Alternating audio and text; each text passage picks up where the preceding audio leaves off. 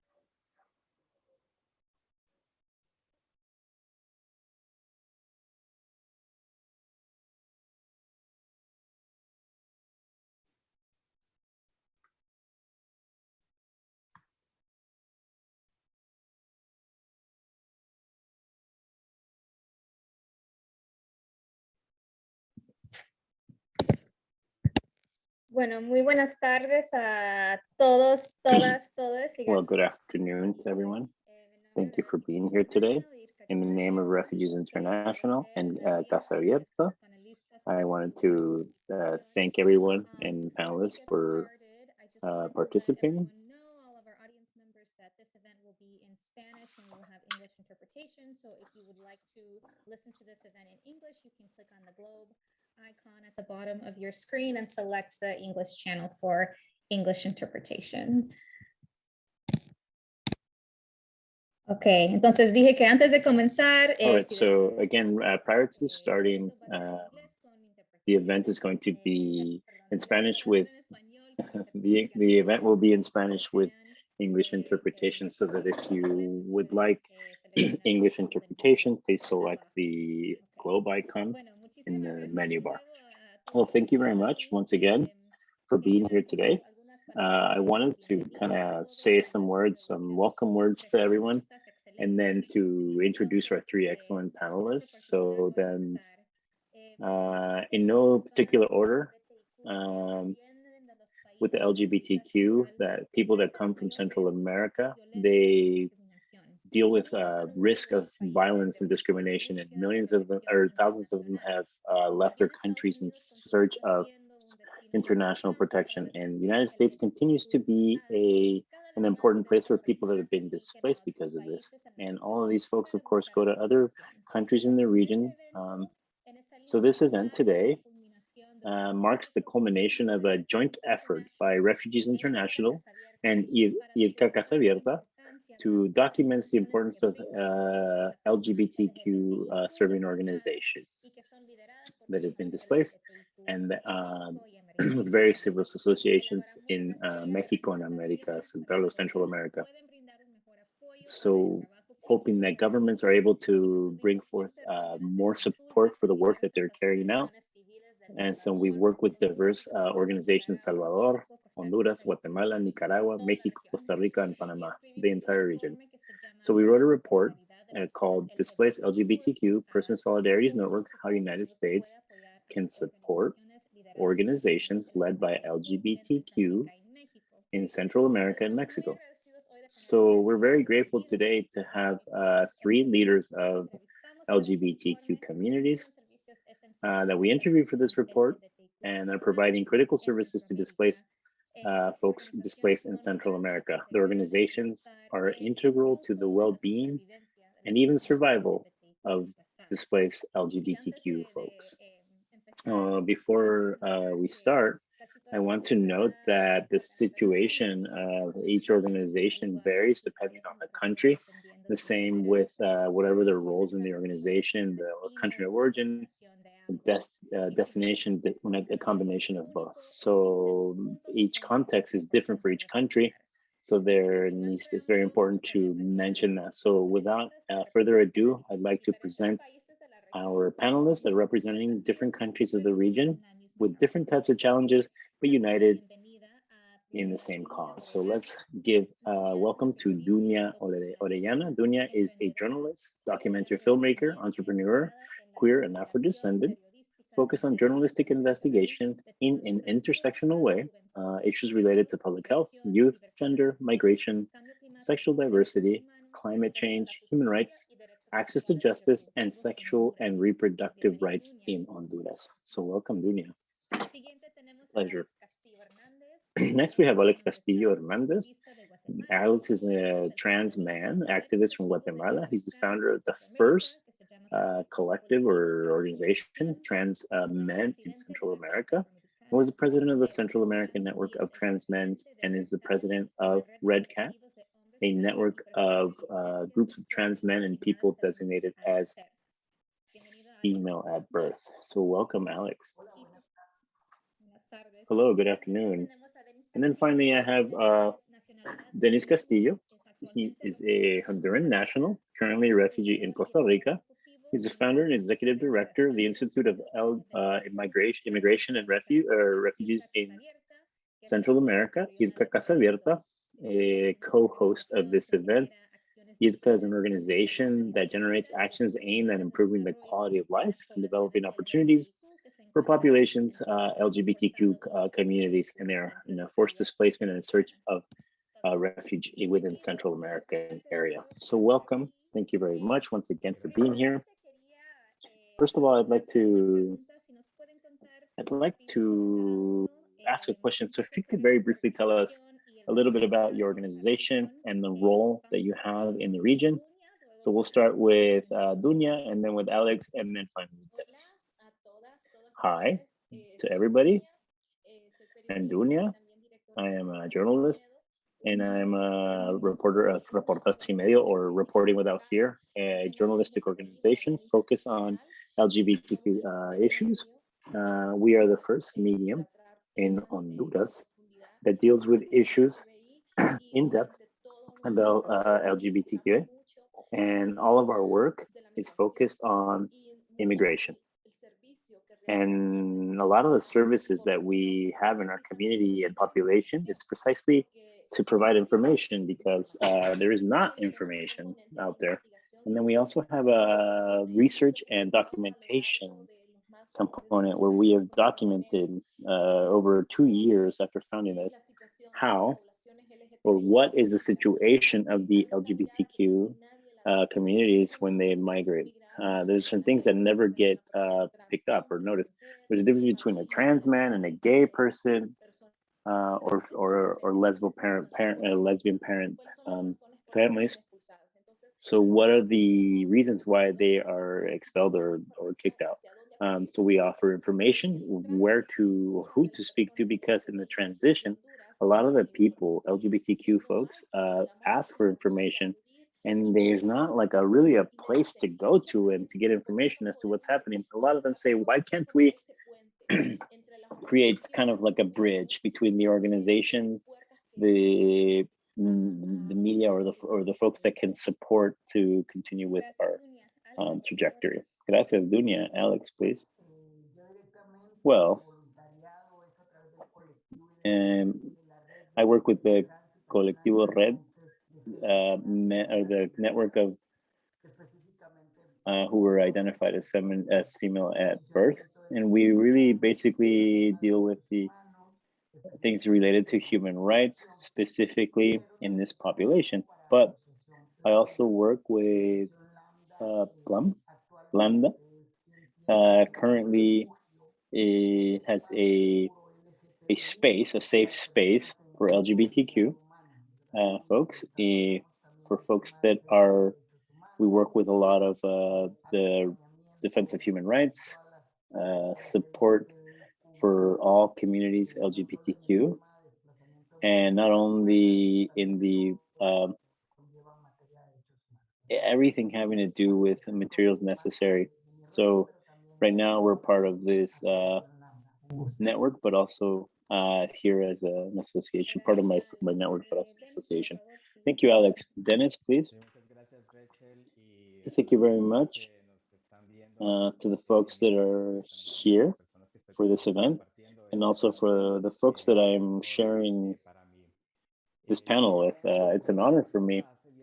I arrived in San Jose, Costa Rica, looking for a refuge because of a person, because of the work that I was doing in my country of origin. And after 8 months, the Costa Rican state gave me this condition of the state. I was one of the first cases, and it's an emblematic case. And today, in our organization, we support folks, leaders, defenders of LGBTQ in the process. If they've been put in a situation where they've had to leave their country of origin, and the Costa Rican state is able to protect them.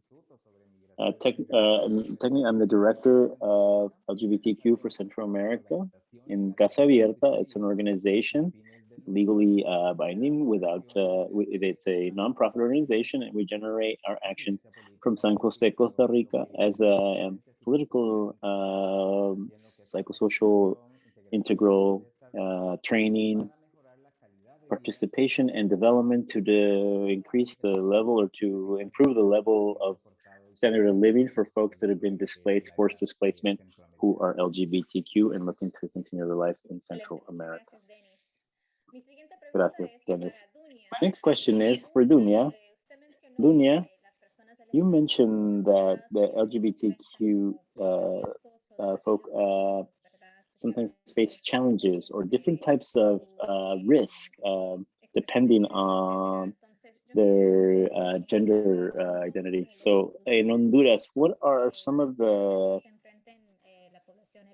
things that are most commonly affecting the LGBTQ community? Well, in Honduras, in Central America, but we have our own variants. So the first thing is discrimination and prejudice. In my country, or country, not only is it physical, but it's also the state. The state also doesn't give the essential laws necessary for there to exist some type of recognition of LGBTQ folks. For example, in Honduras, trans folks, men and women, and non-binary people are undocumented. They don't exist as far as the system's concerned. And that is a reality that forces a lot of folks to leave the country daily. At least in our country, 1 to 2 LGBTQ people, whether they're openly or not, and they create their migratory route either north or towards Costa Rica or towards other countries. So by not recognizing the rights, first and foremost, but then also the subject of systemic violence that the country is living through. For example, this year, at least 10 LGBTQ folks have been assassinated. The majority of them are gay men, and then the remaining trans folks. There's a complete impunity for these crimes, 91%. And the folks that have been convicted, or the aggressors, the murderers, have been the folks that have been accused of these crimes. There's a systemic violence. There's a change of government that is promising greater openness with regard to sentencing in courts. Since 2021, we had a recognizing of the identity of gender for trans folks. Up until the point in Honduras, they've only published the sentencing, but trans folks at this moment don't have some identification or a law to protect them. There are a lot of steps, and a lot of people live with this prejudice, with this fear, discrimination for the lack of opportunities. Thank you, Dunia. Alex, my next question is for you. And since Guatemala is a country that obviously there's a lot of forced displacement, but it's also a country of transit. I want to know, in your experience, what have been the major risks that folks, LGBTQ people, are encountering as they walk through Guatemala, or they go through Guatemala. In Guatemala, so folks that have been displaced internally, and people who are coming through, and then also we're one of the countries that also, I think the major issue that we've dealt with is that they name Guatemala as a third safe country, because automatically what they try to do is stop our flow of folks towards Mexico, and then they get left in a country that's completely unsafe for the general population, and not just for LGBTQ plus, but because as Dunia was mentioning, the realities are very similar in Guatemala, Salvador, Honduras. The lack of protection, the systemic violence, the state violence, the lack of laws. For us, Guatemaltecos, the state now from being a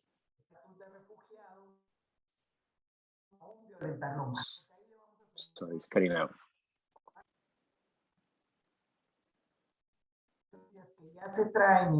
Sorry, folks. So we need to add this xenophobia, and for us, LGBTQ plus communities, we don't have any guarantees. We don't have work. We don't have health. We don't have education. We don't have families.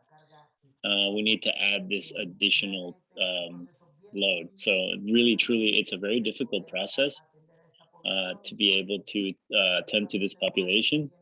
The safe spaces that we have as an association has been kind of like an oasis in this great big desert since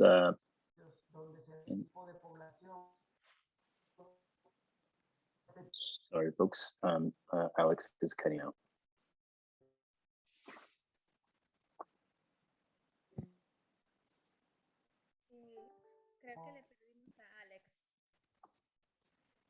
Es una situación bien compleja la que se vive y que it's a very complex situation that is being lived through, and we continue to insist that Guatemala be the country of refuge, but Guatemala doesn't have the capacity nor the guarantees for us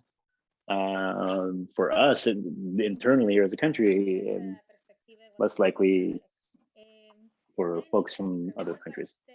Denise, my question for you is, países del norte de Centroamérica, dado que Costa Rica is a different context with regard to the different Central American countries. It's a country that kind of a little more respectful of refugees and the condition of refuge. So what are the challenges, the specific challenges for folks that are LGBTQ that are looking or seeking to have international protection from Costa Rica? Well, yes, effectively, Costa Rica provides what is protection for folks that have persecution for their sexual orientation or gender identity, and they can request what is called the condition of a refugee. This is the 1951 convention with the Statute of Refugees and the general immigration law for foreigners with regard to gender. And Costa Rica, and as far as gender, it's been included as LGBTQ folks can request that.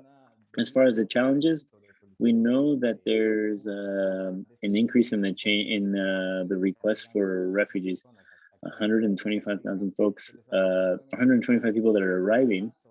And some of the challenges is the time that it takes, 120, to be documented and to have what is called the identity or the permission for folks from other countries, and then be able to possibly have rights to jobs or other basic rights like education, health. But we know that this also can be a challenge that the population has to be taken on. And then this could also lead to a true type of integration and prevent them able to develop themselves. So Casabierta, we do all of this support to facilitate the processes that the population here is facing, because there could be some misinformation or some type of other services that folks access this in Casabierta. We offer what we call this support, so that they're able to have again access to this information. Thank you, Lenny. My next question is for the three of you. Maybe perhaps we can start with Dennis, and then Dunia, and then finally Alex. In the report that we created, we talked a lot about the importance of organizations guided by LGBTQ folks providing services for displaced folks in the LGBTQ plus community. So I'd like for you all to tell us, why is it so important to have a leader an LGBTQ leader, being a leader of these organizations. So tell us. Well, thank you very much. Yeah, the local organizations that are led by LGBTQ folks are integral part of what is called the well-being, and then also the including of the survival of folks, LGBTQ displaced folks that are arriving and requiring services.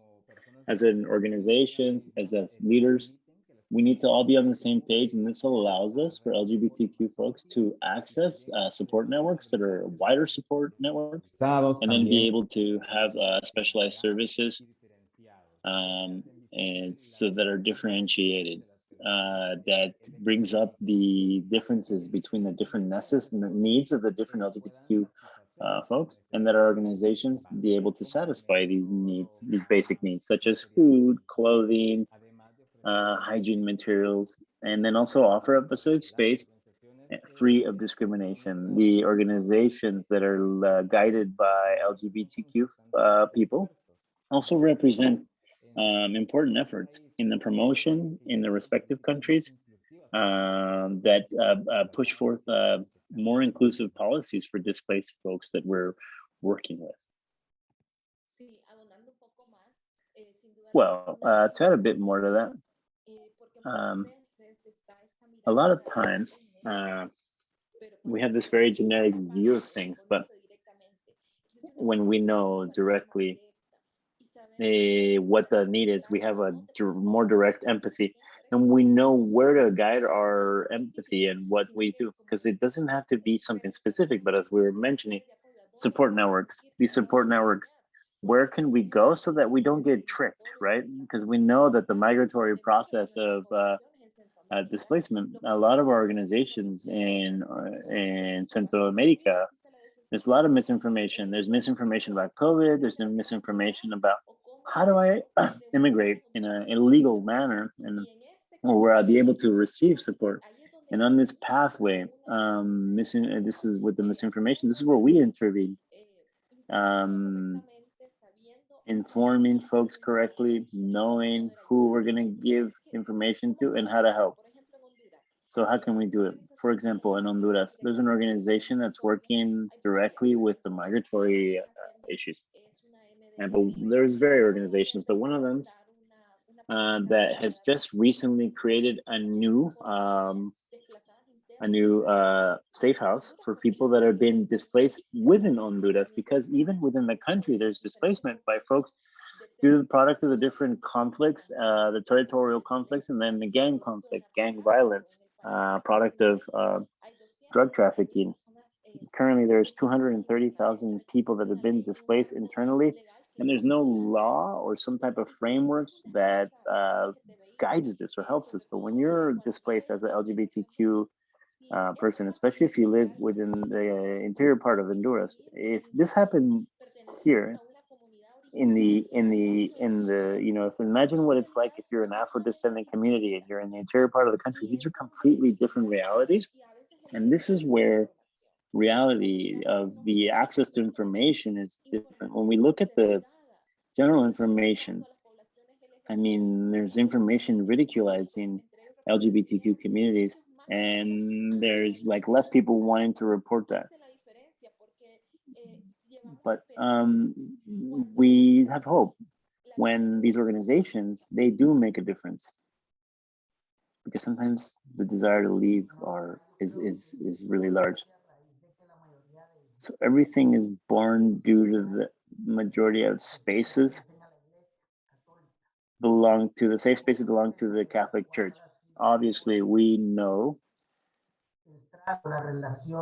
what the relationship or the treatment from the Catholic Church in these occasions. So I think the safe spaces, especially number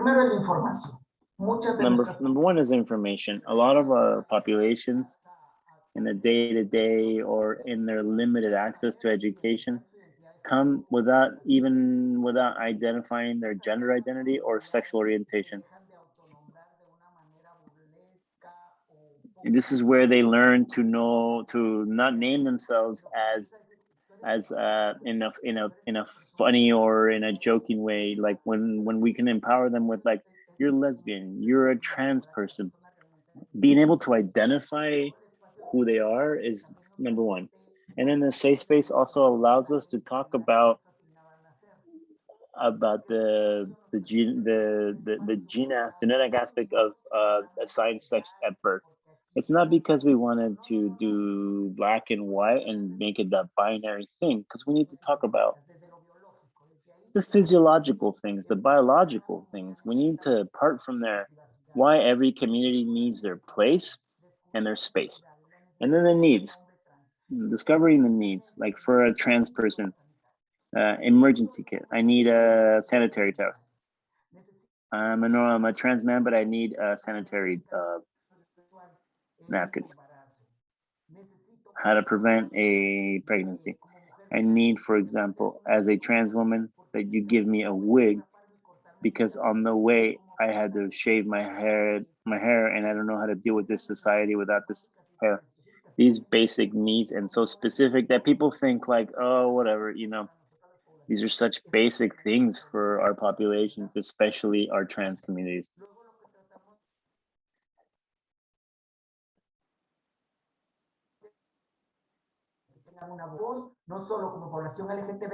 So that they have a voice, not as the LGBTQ community, but as folks that are migrants, that have been displaced, humans that have very specific needs that we can not give them. So finally, I think a very important subject is when LGBTQ folks, what they want automatically, they get returned and sent back to their communities.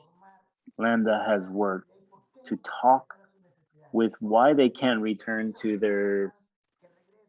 that trans person that returns to a indigenous place is going to be receiving even more repercussions.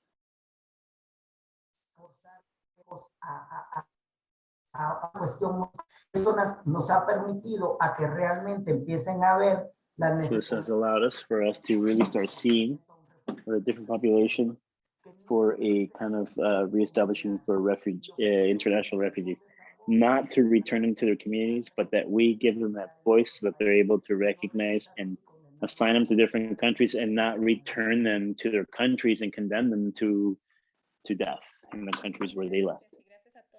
Well, thank you very much, and thank you everyone for mentioning the intersectionality. Each person has different identities, not just one. So it's important that we take a look at all those different identities, and also the different moments in the human mobility, not just leaving country, but there are people that have returned, that are in transit, that are waiting for their political asylum. So it's very complex, this theme.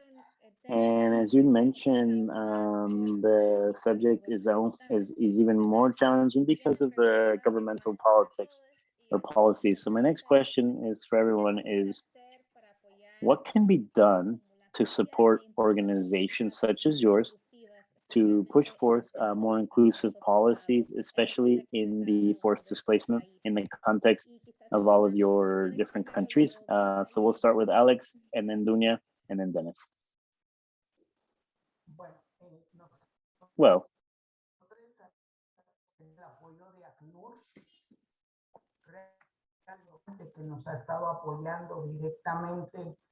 so sorry, I missed Alex is cutting out.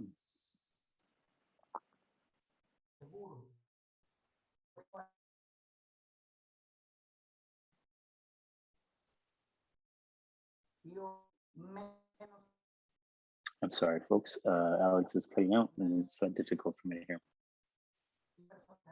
Cada uno de los por indicadores no manejamos por nosotros el trato digno y humano acá. Talking about the dignified treatment of, and that we're only gonna achieve that through resources with regard to policies in Guatemala right now.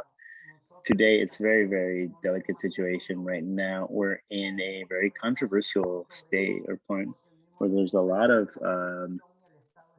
backup, where there's a country where there's a lot of corruption, and unfortunately, we serve as a smoke screen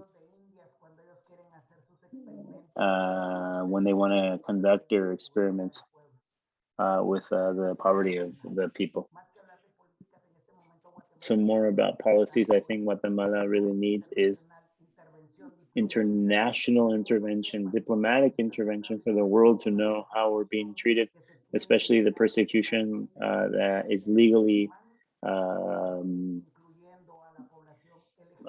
sanctioned, especially with regard to LGBTQ human rights issues.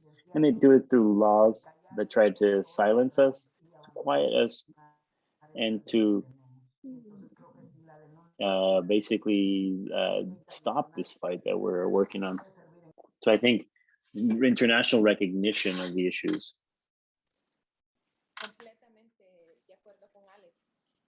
100% in agreement with Alex.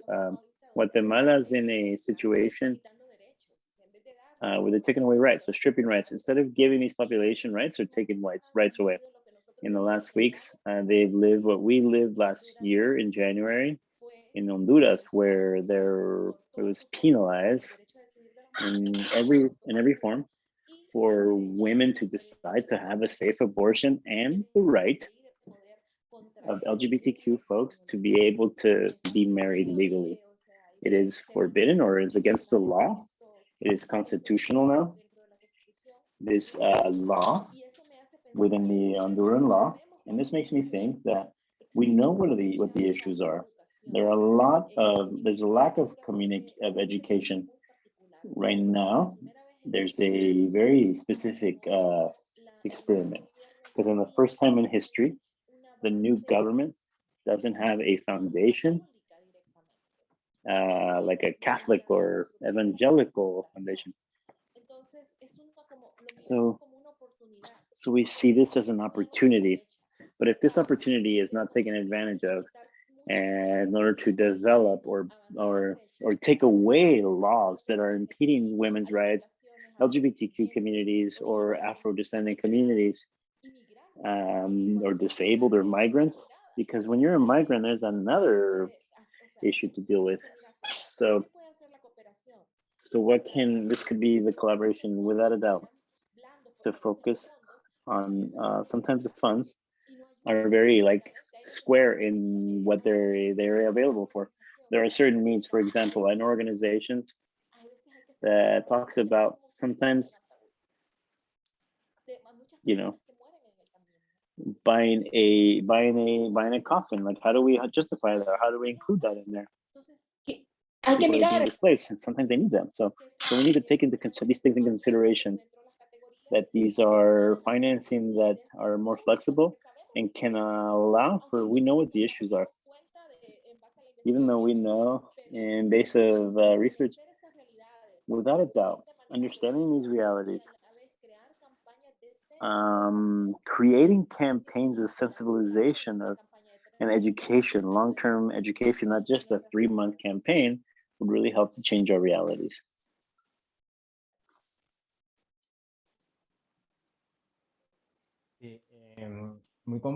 De acuerdo con los colegas de la... So, in agreement with the colleagues on the panel, in our case, in Costa Rica, we have been worried as far as the international cooperation from the international community.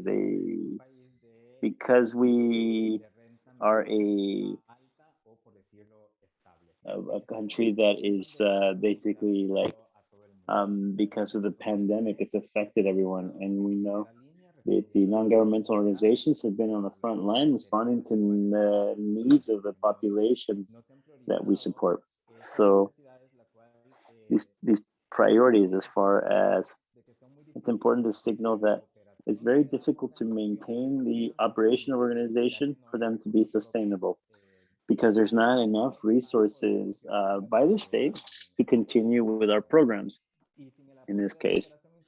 And without the support of the international community, we couldn't continue realizing these efforts. It's also really important that cooperation be flexible as far as the needs of the organization.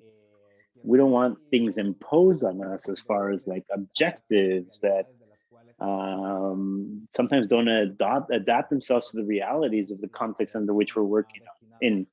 We also knew that the cooperation has destined resources to countries in the region, and the people in this case who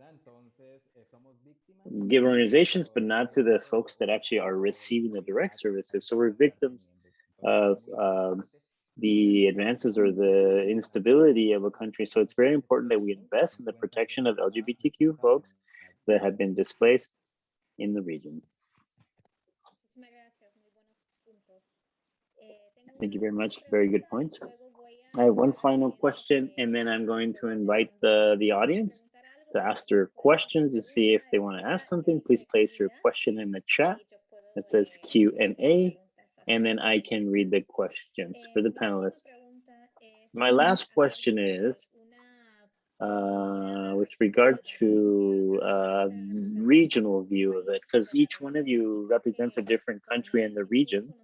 And I think in the United States, we hear a lot about regional policies creating links in each country. So what is your opinion as far as a regional policy for LGBTQ folks? And if you're in favor of it, and if so, what does that look like, and what does that look like on a regional level? And you can respond in the order that you like. So whoever's feeling inspired. I'll go really fast. I think that this space is the first part, to talk. To talk, create space similar to this one. And like really talk about the reality of these situations, and to talk about what are the reasons why the folks that immigrate, who are the organizations that are providing these services, to make it easier for everyone. Because it's not easy to give this information or find that information. Sometimes we find information in the United Nations, but it's not readily available for everyone who's been displaced. I think that it's essential to combine efforts and to think in a really deep way, even for in a unified way, even with requesting funds. I know there are a lot of efforts. There's a lot of progress being made, but it's not enough. We need more.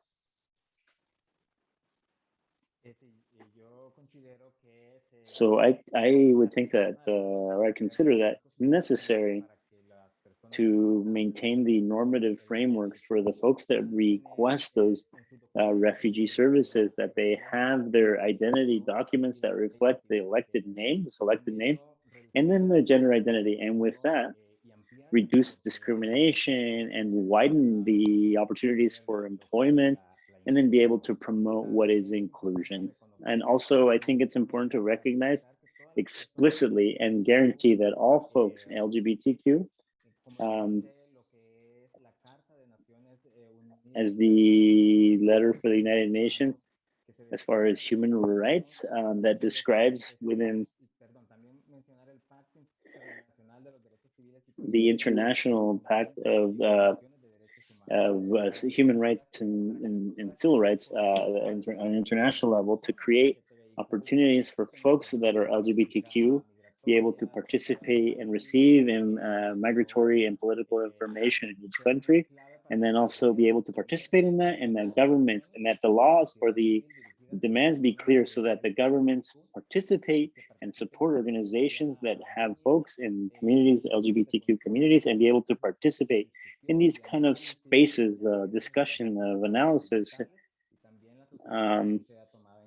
and then that the community, society at large be taken into account as well, and that they understand what those challenges are for the folks in the LGBTQ communities and what they're living through. Well, I would just add that I believe in those regional policies, yes, but we need to be very clear that Central America, every country here, we have a different name, and each name means a limiting constitution, a constitutional limitation. Each government and each new government that comes in is going to impose certain limitations. So I think it's a regional policy and a general consensus. We don't want to be on the same line if we take into consideration the particularities of each country. It's in Central America. They want to have kind of like there's two different situations in each one of these countries, and I think it's very important that we sit down and we talk about our individual realities, governmental level, constitutional level, political level, religious, cultural level. I think this is kind of where everything departs. We are Guatemala, Honduras, El Salvador, and we need to have something that matches that. In agreement with all of you said. So now we have some questions from the audience. The first question that I have from Stephen Turner is, he works in the United States, and he wants to know, what is your perspective as far as the risk of the treatment for LGBTQ folks that are immigrating? Well, to mention that the risks are many with regard to forced displacement. The folks that are being displaced or that are challenging are facing different types of violence. One of them is treatment of folks that take advantage, these traffickers take advantage of that vulnerability of these folks that are being displaced because they're disinformed. They don't have information. A clear example would be, or a thing that's happening and that is unknown, is in the jungle in Panama, that folks that are crossing from Venezuela or from other continents, they cross through the zone, which is very dangerous. So they find, even death there, which once again, there is violence, sexual violence, gender violence, and the population doesn't get to the border to even be able to be protected or have what is required, this assistance. I think it'd be important, these blind spots. I know that there are a lot of folks that are taking advantage of this situation. And if we don't tend to this situation, these folks will continue to be exposed to those dangers and those risks. So it's important that we generate some type of mechanism for information for the population that is leaving, is leaving with information and like all the resources necessary to get to the destination that they're looking to get to. Trans women are the most affected, and we see it. In Honduras, a lot of them with job offers, and so then a lot of them have to run lack of work, and in the transition on the way, we've seen how very directly, a lot of them not so direct, in the migratory transition, it's a lot more challenging. But not only trans women are victims of this situation, but also lesbian women, a lot of gay men as well. So we need to give it a name. And what happens, because we haven't talked about LGBTQ migration or immigration of young people and adolescents. They are the biggest victims to land in these trafficking networks. I just want to add, in the case of trans communities, we can't even do we can't even go to the police or the authorities, because we're traveling with documents that nobody recognizes or understands. I put Alex, period. I can't identify a name that I identify with. It's a document that I have to walk with. So I think it's important that nobody can follow up or nobody can identify us, and nobody wants to turn anybody in because we've been expelled and we're the last folks that would concern for us. and then we're walking or transitioning through with documents that don't really truly identify who we are. The next question I have is, I think it's for Dennis and for me as well, from Francisco Madrigal. Francisco wants to know, what can we expect from this report? How can Refugees International consider that this report can contribute to improve the situation of LGBTQ folks in Central America? I can respond on behalf of Refugees International, and then Dennis can respond on behalf of Casabierta. But Francisco, for us, on our behalf, the first thing is that this report will be given to organizations that give funding in the United States. As we know, the United States has a lot of influence in the region, and we want to make sure that that influence is positive and inclusive, and it takes into account the perspectives of LGBTQ folks in the region, and that it highlights and supports organizations that are like the three panelists that are here today, and that it takes into account the local organizations especially. So the idea is to present this report, which we've already done, to Joe Biden's administration, and we are in meetings, private meetings with people in the administration with this report. So now, Dennis, if you... Well, yes, thank you. I would believe that this documentation is very important because it's very concrete as far as recommendations. So we invite you all that we have action, not just one more report, so that it identifies the challenges that folks are dealing with in the LGBTQ community as far as displacement, and our focus, our vision, our view in Central America. A lot of the times is, sometimes it's not so much. We just want to make sure that folks understand the LGBTQ community. Right now with the pandemic, we're living with some setbacks, and I think that this helps to propel this report, and it's a call to action for action and visibility, and we can do it together and diffuse this information. I think we've had positive experiences in Casabierta, in some meetings where we've been able to expose, and we've done this information, and there's some efforts that have been kind of put in place.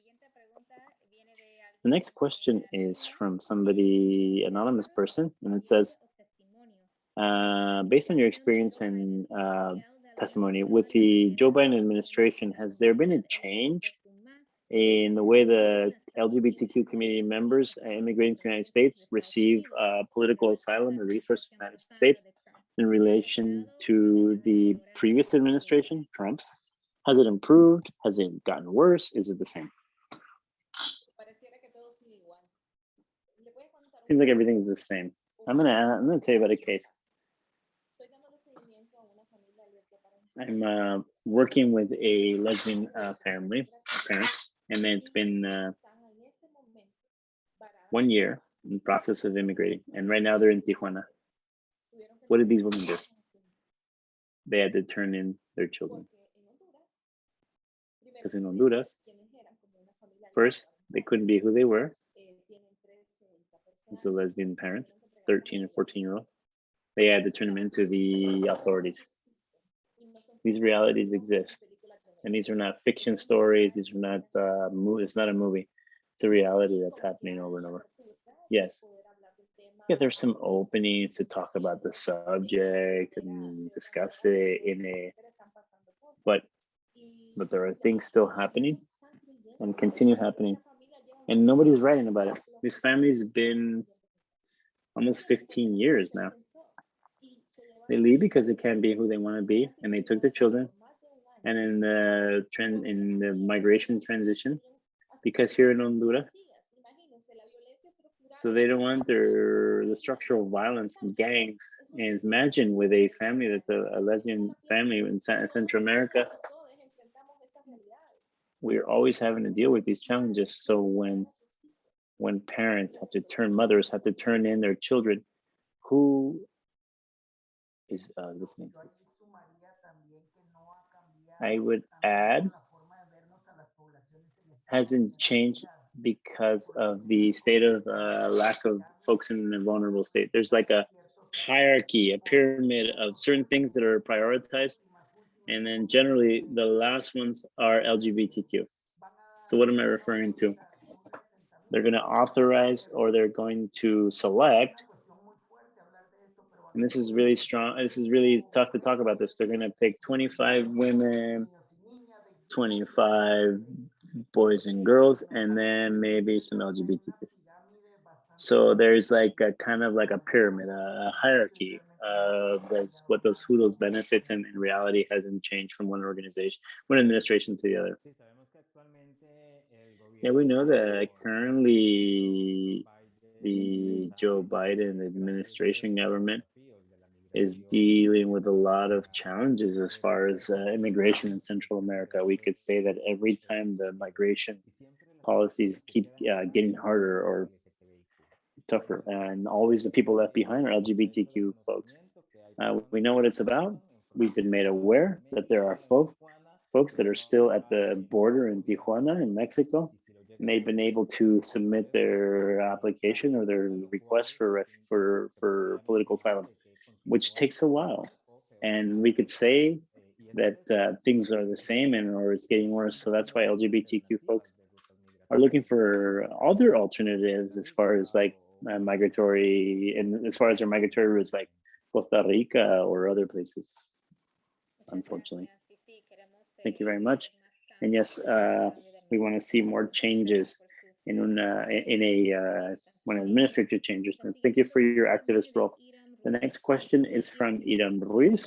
Iram says, what type of cooperation or support do your organizations receives from non-governmental organizations, whether local or international, that work in your countries with immigrants or displaced folks, or from international agencies such as mine? Well, I'll be really fast. Sometimes we refer to steps, right? Local organizations, because local organizations are faster to refer, but it's not enough. Sometimes the processes, there's a lot of steps, and the needs are, so sometimes there's not a lot of support in the immediate, which is what is mostly necessary. Well, for us in Guatemala, we are associates of ACNUR, but again, I'm going to talk about that pyramid of populations in a vulnerable state, because we're the ones that receive the least amount of resources. Instead of there being an increase, they always hold back, or they hold back our budgets. And this is something that I've talked about. So we have seen other spaces, so there are a lot more possibilities. So we are the last folks that received services from ACNUR at a national level without any support. And now that we've been receiving very specific donations from groups from the United States, but these are very like specific, to give clothes for people, to assist with the caravan. So every day it's just less and less because the budgets are reduced more and more. Yes, in our case in Costa Rica, we're not part of ACNUR. We talk with, we're not associates with them. We work with them, but we don't receive funds from them. In the report that we put together, we mentioned the United States announced in April of 2021, $310 million that will be destined for countries of the Northern Triangle of Central America for development associated with immigration. In this fund that is destined for these countries that we mentioned, Costa Rica received around 8 million for programs, people who are immigrants, 8 million, which is very low for the amount of requests or petitions for immigration, which we cannot resolve with that. Unfortunately,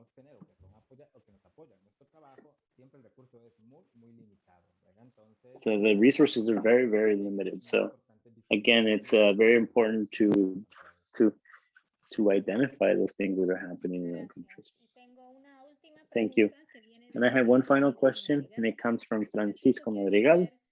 Francisco wants to know what's being done for countries to meet the obligation to protect the relations of LGBTQ folks and to stop hate crimes and impunity against hate crimes in Central America against LGBTQ folks.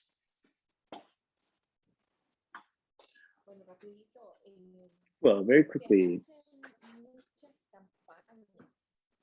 there are a lot of campaigns aimed at them, but they're not always. Sorry, Dunia's cutting up.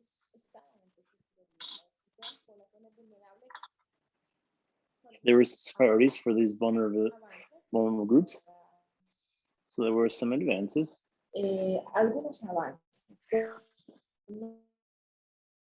Sorry, Dunia is cutting out, folks.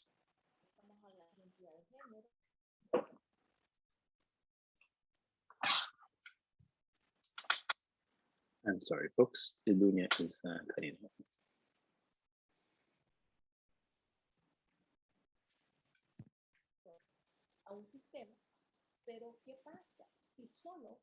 So what happens if in their government, in the first 2 months, 10 people have already been mentioned or murdered? LGBTQ folks have already been murdered in these months. There are people that are in against our progress.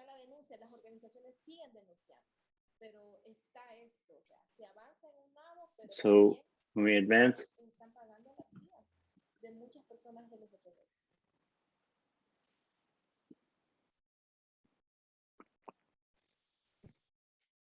Okay, bueno.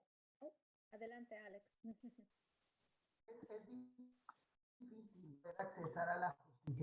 It's difficult to access the justice authorities for LGBTQ, is even for the general population. That just doesn't exist.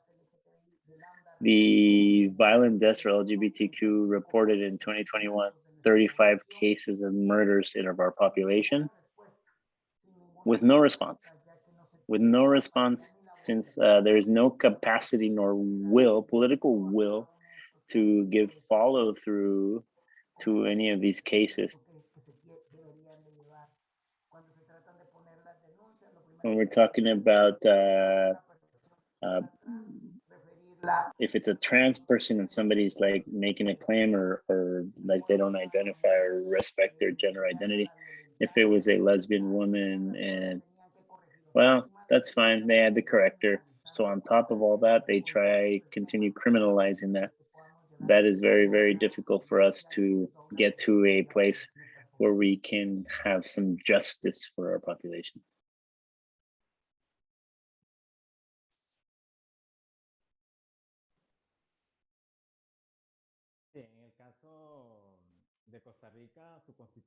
In Costa Rica, their political constitution establishes that all people is the same under the law, and they cannot apply any discrimination against their individual identity, human identity.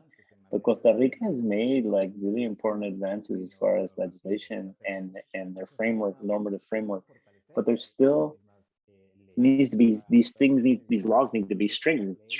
Right now, we're talking about a law project about hate crimes, which is very important in order to recognize and to make sure that this doesn't happen at the level that is happening in countries mentioned here.